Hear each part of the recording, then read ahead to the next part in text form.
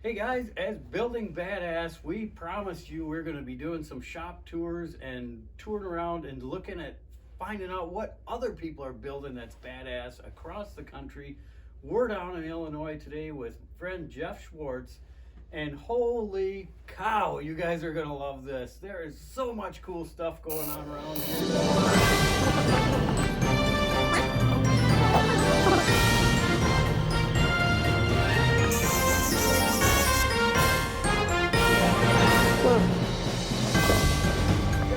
Kind of take us through a couple of your other hobbies right here, and what exactly got you started into hot rodding to begin with in the first place? Well, as a kid, I always was a fan of cars, so I was building plastic models, and I was swiping my mom's sewing thread to make spark plug wires for my plastic models.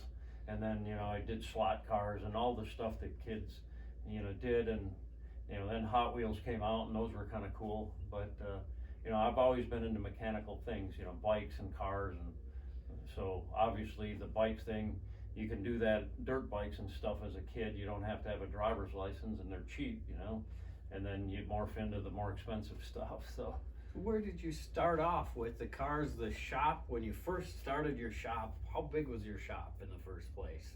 well, I started the shop, I guess it's been a little over 15 years ago, about 12 miles from here, and we were in I think it was a 1,500 square foot shop. I could fit probably three, maybe I could squeeze four cars in there, tops. People, 1,500 square feet, that is smaller than the shop that I have at home right now. And what this has morphed into is just fantastic. Let's go take a look at the shop and see what you got going on. But before that, tell me what this bike is. This is just awesome. I absolutely love it. Well, this is a 1993 Bimota DHE, and it has carbon fiber wheels that I had made back in 1996.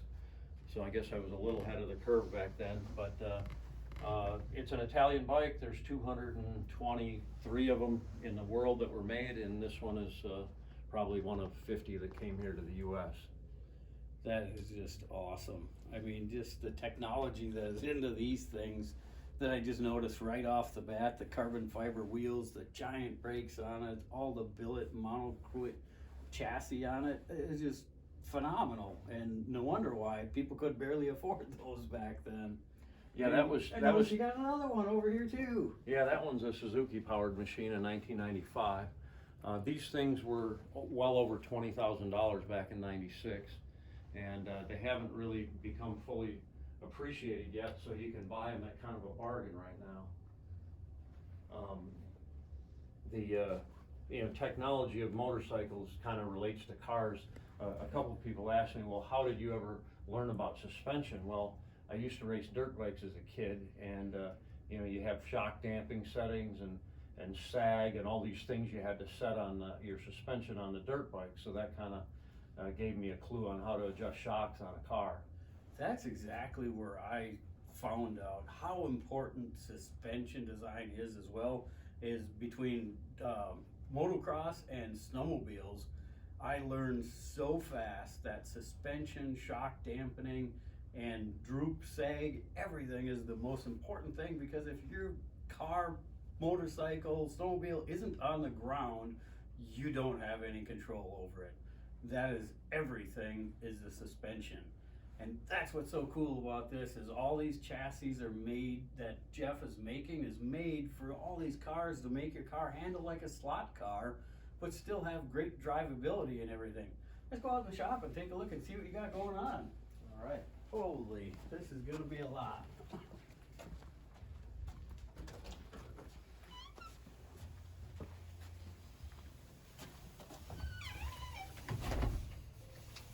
This is just one little portion of this whole entire mecca. So this area here is our final assembly area for chassis. So we've got a number of them in here being assembled. These will, almost all of them will get shipped out to other shops that are building cars for their customers. And then obviously we use these chassis for our own projects as well that we're building for customers. So now when somebody orders a chassis and stuff from you, they can get it any way that they want, from whatever option they want for rear ends on it, brakes on it, and shocks and all that stuff, I'm assuming is all optional. Yeah, most of that stuff is on our website, and it's got a breakdown of all the different options that we have available. And then I noticed you got an independent suspension one over here as well. Yeah, that one is a Speed 2 Corvette chassis. We have our own new independent suspension that we're working on right now, and that's actually been thoroughly tested in that SCART that Dale built. Yep. And that's available now, and we're actually putting it in the chassis probably in the next couple of weeks. Oh, cool. Cool, we got a whole bunch of people over here welding and fabbing and everything too. Yeah, this is Saturday, so we're normally don't have a full crew in on Saturday, but yeah, we're building spindles over here, and then we got our 3 chassis jigs here where we're making chassis today. And this is the kind of stuff I really love too.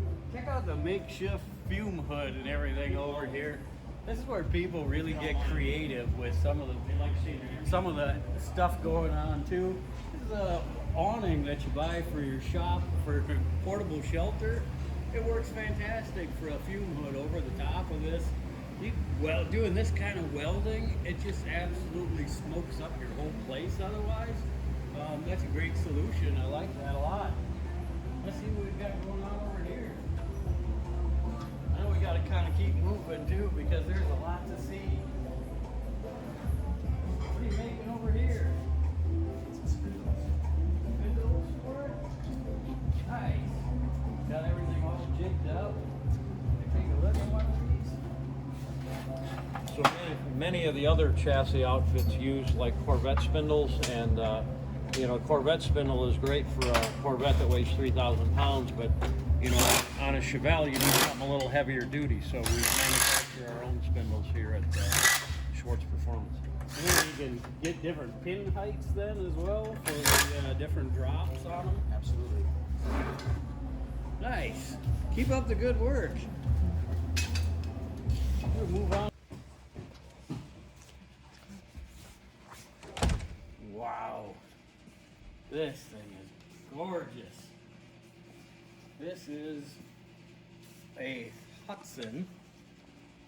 My guess would be 45, 46 or so. Yeah, that's a 47 Hudson. 47 pretty close. Hudson. Wow. Oh, I love these things. They have such cool body design. I love the windshield, the fenders, the chrome. Something that back in this era where they took such pride in making things look so different, and between your hood emblems and your grill emblems and your grill and the headlights, they took pride in making something look just so different and unique than what other people were making. That's what I just absolutely love about these old big fendered cars. They're just so awesome. Yeah, most street rods that are getting built today, they de-chrome everything. They remove a lot of the chrome, and we went to great pains to actually find some of the missing pieces on this. We actually had to make a couple of pieces from scratch. Right. But, I believe that if you leave all the chrome trim on an old street rod, it's like a timeless styling thing, Right. and it never really goes out of style. I agree, and it just and especially that's what with this such a rarity of a car like this, you just don't go on eBay and look for a piece of trim for a 47 Hudson. You're not going to find one, so you could spend a lifetime trying to find parts and pieces. Therefore, you got to get ingenuitive like they do at Schwartz Performance here, and make some of this stuff and make it work. Look at all the other cars you got going on in here. This old, a 67 Cougar? Is that what this is? Yeah. I remember setting my buddy's Mustang up with these taillights, and they had a sequential taillight flasher, which was 3 sets of breaker points in the back to flash the taillights on. It was so cool with these Cougars, with the sequential taillights would blink, blink, blink, blink, blink every time, and it would go through 6 sets of breaker points on these things. Very unique. It's not a Mustang, it's a Cougar. It's not a Ford, it's a Mercury. Different. It's different, it's unique. And This- I looked at your update, and I see you had a Pro Charger and a Coyote motor in this one too. Yeah, we're excited to try this out. We've done a number of supercharged Coyotes, but this is the first one with a Pro Charger. And that is a tight stuff in there. That is, so I'm assuming this is on one of your chassis as well. Yes. And so all of these cars are with your chassis underneath it, correct? Yes, every car that we build, we put our Schwartz G Machine chassis under. And how many of these chassis do you have available now? I think we're up to 35 now of different variations. Wow, 35 different chassis that are bolt-in, mostly bolt-in. Some of them are a little bit of welding, a little bit of fab work to get them to fit, but to have that kind of ground clearance, fender clearance, and to have that kind of styling and performance to boot with the best shocks on the market, the best brakes on the market, motor choices between normally aspirated and supercharged and all the options in between. Now, when I started doing these LS swaps, 15 years ago, I was just astounded that there was only a handful of people that were doing them at that time. And you were one of them, doing kind of paving the road of what is the possibility to bring the modern electronics into the old muscle car chassis. And that's why I was so drawn to what you were doing, from following your stuff along from all the way from your, what is your yellow car, a GTR? Is that what it- Ultimate GTR. To that, and just seeing some of the stuff evolve along the way has just been fantastic. So this is what, LT4 motor in here? Yeah, that's what's in this 74 Nova, and then we grafted on an early bumper on there. So there's these little things like that. You notice this is a 74 grill, and as most people know, these Novas, they got really ugly once they start getting in the mid 70s. The basic body style was the same, but the grill and headlights and bumper and everything really changed. But this is a whole different bumper setup on here, and still retains the 74 grill, so it's not just a retro throw something else on there. And it still brings the classic, hey, this is a 74 Nova, but retros it up and makes it look so much better than it did before. Fantastic job there. I like that a lot. Let's see what else we got going on. We got a lot of ground to cover. Yeah. Yeah, so you got a Chevy 2 over there on the lift as well. And Do you want to keep talking about these cars or go off to the fab? yeah, maybe we'll go, well, maybe we hit this one real quick too. There's, what is this one here, Jeff? This is a 69 Mustang, but you rarely see a 69 Mustang that's just a coupe. Most of them are fastback. Wow. I like, so this has got one of your, it's a unibody chassis still, so. Right, so we were the pioneer doing the bolt-in unibody chassis, or the bolt-in full frame for a unibody car, I should say. And the primary locating point is the forward area of the leaf spring pocket, and then we weld on a couple of plates up in the front to fasten the front in.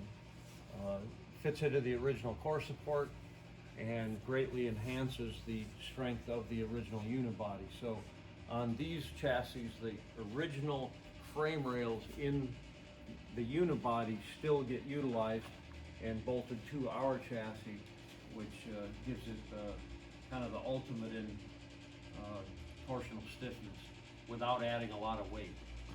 Yeah, that is fantastic. So you got your mufflers, your resonators coming all the way out the back. Keep this thing fairly quiet, low profile, and still give it that muscle car sound and everything. I like that. Nice job on the exhaust and the whole chassis. Everything looks great. Thank you. Let's see what else we got going on.